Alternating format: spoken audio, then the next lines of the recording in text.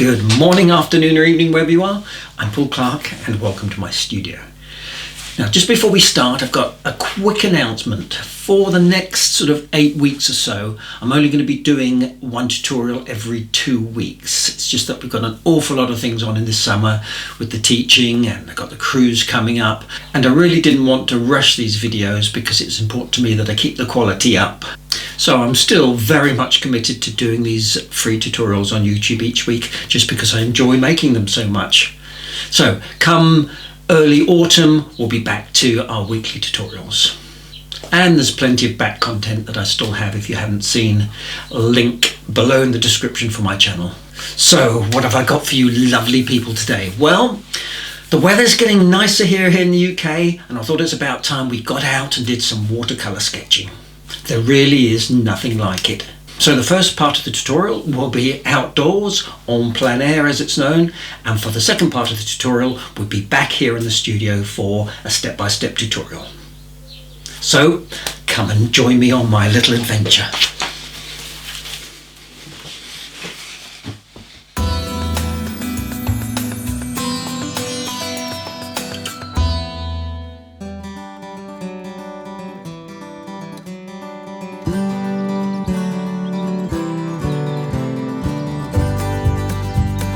So just a mile up the road from my house we have a lovely little public footpath where I often take Molly for a walk.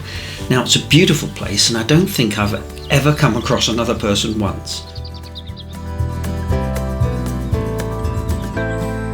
So today I've come without Molly to find a scene to paint.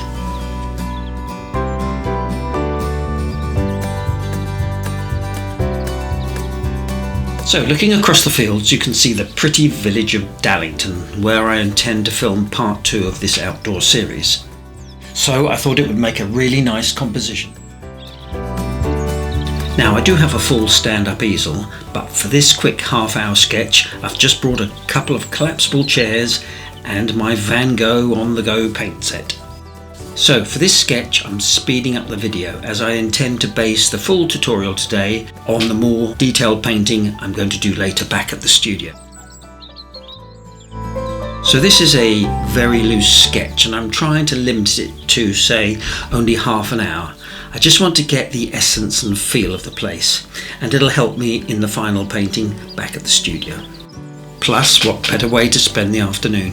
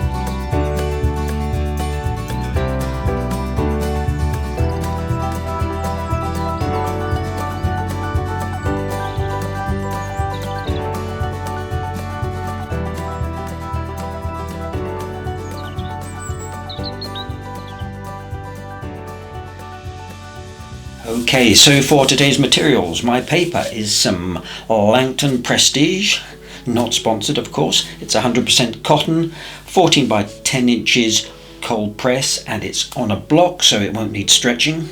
My colours today, I've got some cadmium yellow, cobalt blue and alizarin as my 3 primaries, yellow ochre, just a touch of sap green, little burnt umber, and some Payne's grey. And my brushes, just 3 from my range, a number 12 and number 6 round, and of course my trusty number 3 rigger. I'm also going to be using this number 10 Da Vinci round, not from my range but don't tell anyone. And finally I'm going to use what I call my manky brush, which is just a really old cheap paintbrush that I've given a really bad haircut, and you'll see what I'm going to use that for later. Okay, a quick pencil sketch, which I've based on my plein air painting, but I've made a few adjustments. I've shifted the hanging tree over to the left, and I think I'm going to take out this foreground fence. As always, drawing template is free to download from my website, link in the description below. Off we go! Now, using my number 12 brush, I'm wetting the sky with slightly clean water and dropping in some cobalt blue with just a little touch of alizarin crimson.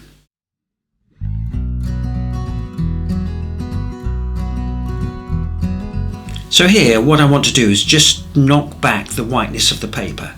So I'm laying down a very watery wash of yellowy green across the whole landscape.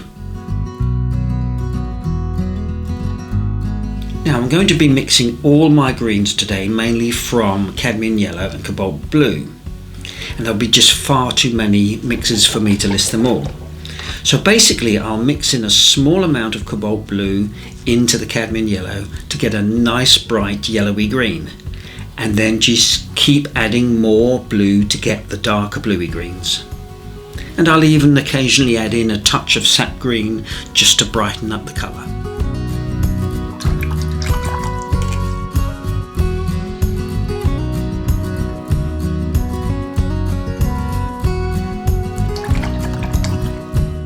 Now, by adding in the third primary, in this case the red or the alizarin crimson, it will neutralise the colour and give you a much warmer, more olivey green.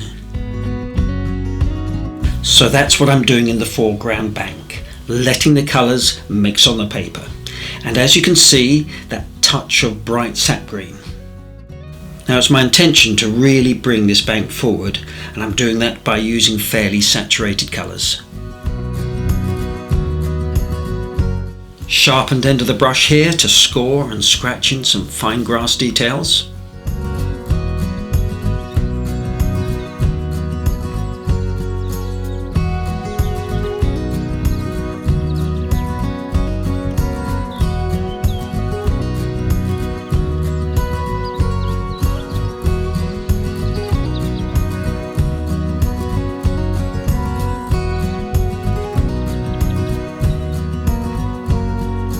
So for these distant trees, it's a very blue-based green. And as I move over to the left, I'm adding in some more yellow and sometimes some more blue to add contrast and vary my greens, even dropping in a little burnt umber. And I'm using the Da Vinci size 10 brush.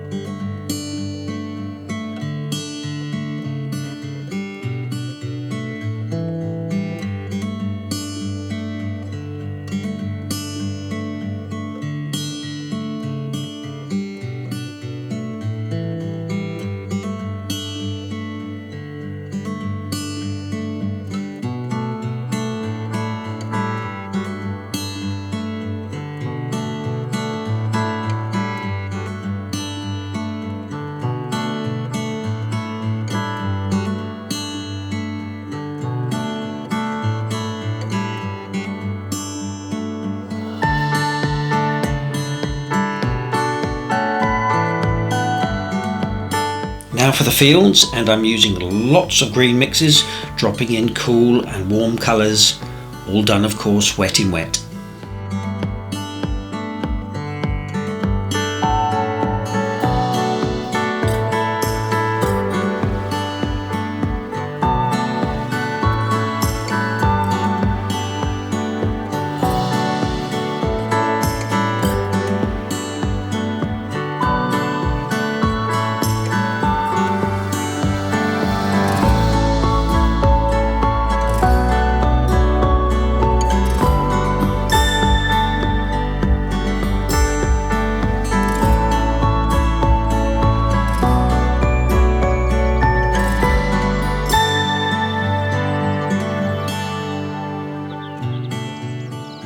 So now we need to let this totally dry. So it's a perfect time for a short break. And luckily I brought my flask with me for a nice cuppa. Still haven't seen anyone. Now for this bank of trees in front. Now I'm painting them in a much more yellowy green to create that contrast with the bluey green trees behind.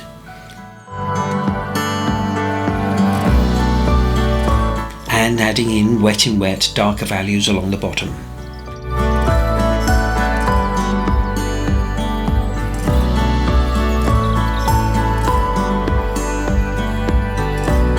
And then just slowly painting in the small trees and bushes.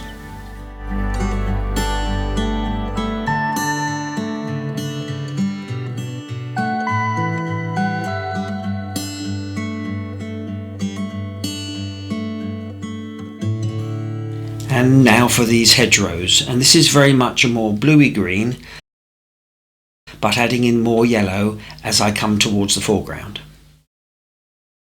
So let me tell you a little bit about hedgerows.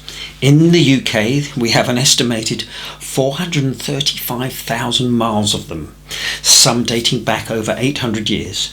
Now they're basically walls of woody plants and trees, and you'll just see them everywhere. Now farmers still find them one of the best ways of dividing up their grazing fields. They are full of wildlife with hundreds of species of plants and animals. And of course, late summer, you'll often find folk down a country lane blackberry picking from them.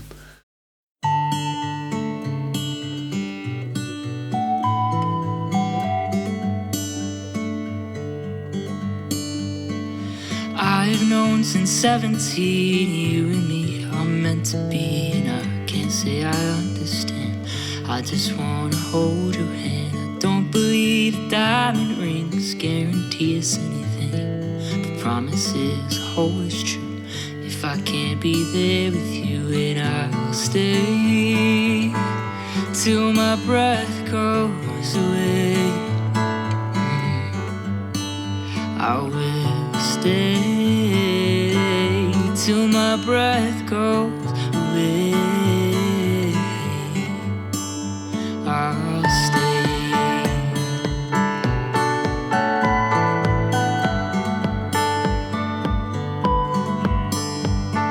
We didn't have to fight to find this love we now call yours and mine. Oh, this love is beautiful.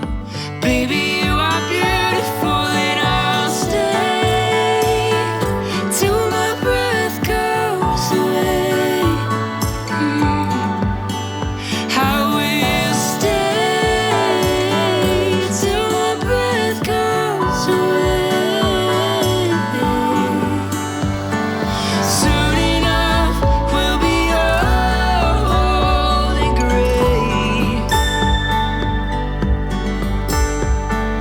Tell me now, what would I change? Next, for the church and some buildings, I'm just using some yellow ochre. I will stay till my breath goes away. I will stay. And for the roof, some alizarin crimson with just a touch of cobalt blue dropped in. I will stay till my breath goes away. I will stay till my breath goes away.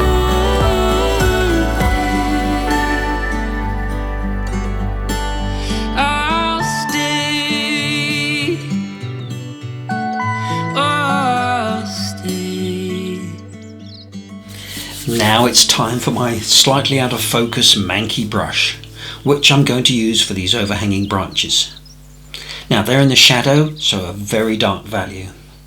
And you can see the lovely textured effect you get with the uneven bristles, flicking and turning as I go. Now I've done a whole tutorial on trees, including using this brush, link above if you haven't seen it. Now, so I don't get my hand in the way, I'm now painting left-handed, which is a bit of a challenge.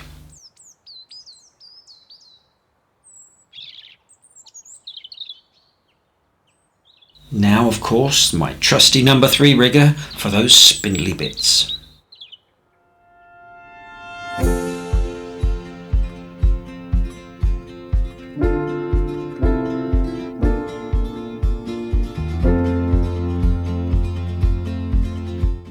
A few little details on the buildings and the fields.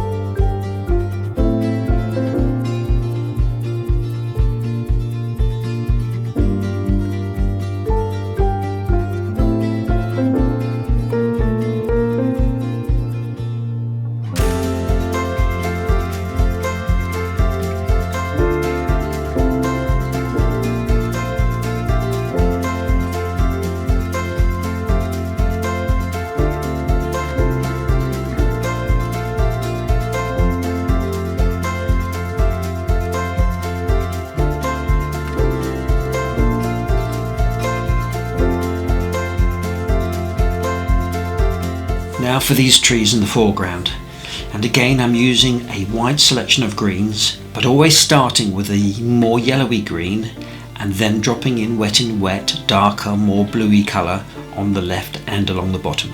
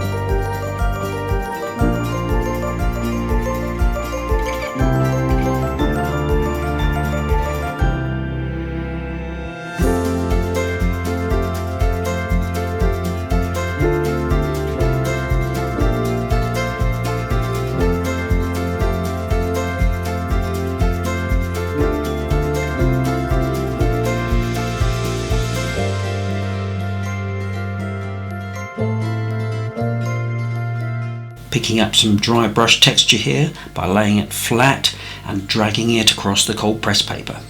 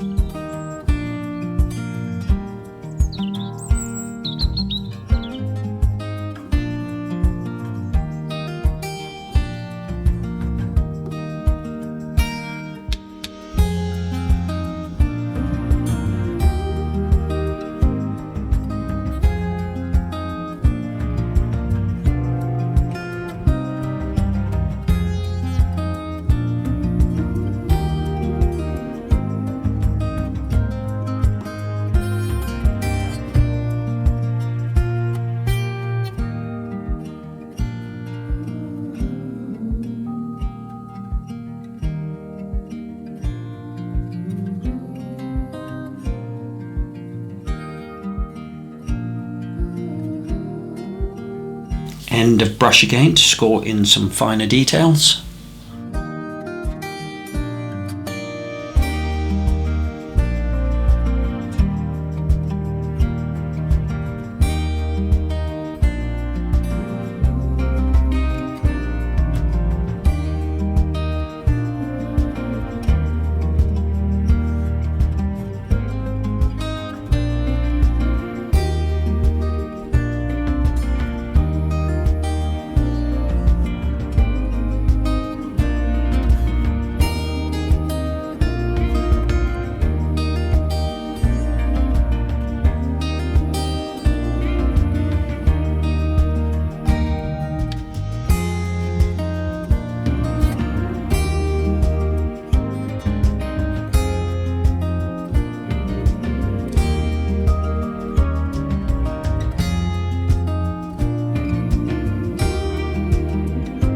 Now with my number 6 brush, little short dabby strokes for the grass effect. Now again, I have a video on painting grasses, link above if you're interested. Bizarrely enough, it's my most popular video.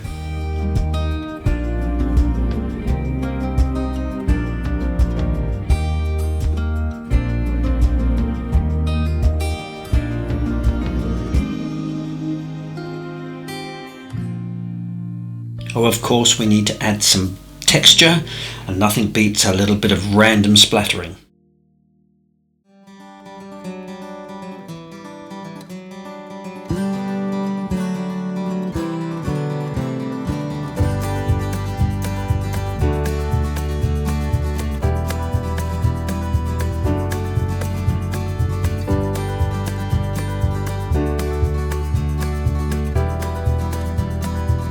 So I've taken Molly for a quick walk and now looking at it with fresh eyes. Now I quite like that little darker area in the field. It sort of looks like a bit of a cloud shadow, so I'm going to add a couple more. So what I'm doing is just re-wetting with clean water to guarantee a soft edge, then dropping in the same colour. Now with the foreground I feel this could come forward a little more, so I'm going to be adding in some watery cadmium yellow just to bring the saturation up a little bit.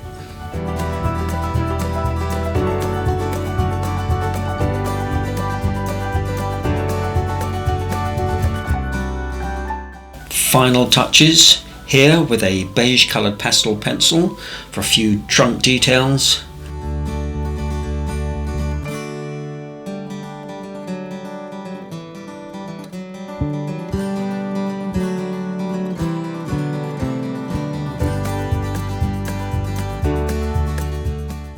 And finally with a yellow soft pastel for these lovely little yellow wildflowers.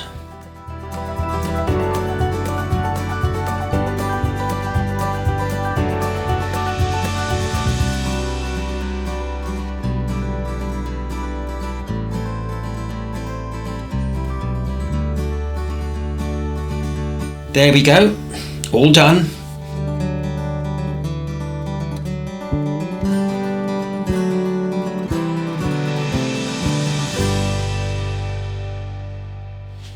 Well, I hope you enjoyed that as much as I did, and you'll give it a go and it'll inspire you to get outside and paint and draw. There really is nothing like it. Even if it's just outside in your own garden or in the local park, you really can learn a lot from it. So, as ever, please don't forget to like, subscribe if you haven't already, it's free, leave a comment. I do read every single one, I just can't reply to everyone. And of course I look forward to seeing you all again in 2 weeks' time. So take care everyone, bye for now.